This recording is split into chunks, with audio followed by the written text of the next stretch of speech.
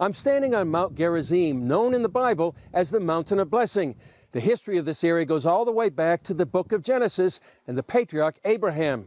But thousands of years later, this area is now home to many Palestinian terror groups. CBN News talked with Joe Truzman from the Foundation for Defense of Democracies, overlooking the Palestinian city of Nablus, ancient Shechem, for a clearer picture of what allowed this growth in terror to happen. The status of the West Bank is unfortunately, of conflict, especially in the last year and a half. Militant organizations such as Palestinian Islamic Jihad, Hamas, and Al-Aqsa Martyrs Brigades have established themselves in the northern West Bank and have been launching attacks against Israeli citizens, Israeli troops, and Israeli settlements. Truzman explains how a weakened Palestinian Authority helped open the door for these groups to flourish. What's going on is that the Palestinian Authority has lost its influence over the years in areas such as the northern West Bank. And what's happened is that these Palestinian militant organizations have filled in the vacuum that's been left by the PA. And what's happening is that they've been expanding, and by expanding, they've been able to launch these attacks against Israeli targets. Iran is also filling this vacuum with its own agenda.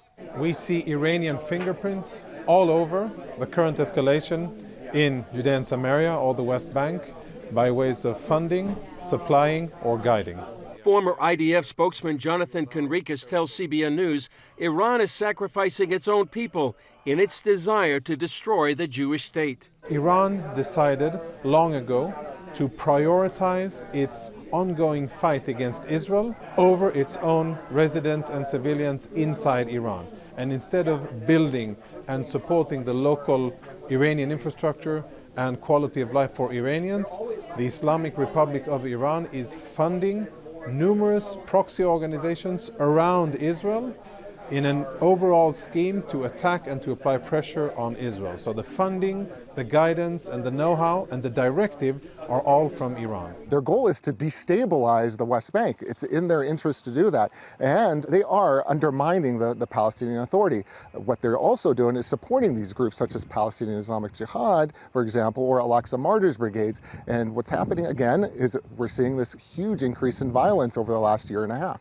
In order to show the world the true picture of what's happening in the West Bank, the Foundation for Defense of Democracies has created this interactive map on their website. We've taken data from local media, we've taken data from IDF statements and claims by militant organizations, and we've put it together in this visual, and which describes and shows, or illustrates rather, all the violence that's been happening. And it's very impressive as far as you can really see all of the shooting attacks and everything that's been happening in the past year and a half here. Unfortunately, it's very sad to see, but it's reality. In March of 2022, the IDF launched Operation Break the Wave to contain the violence and prevent further attacks.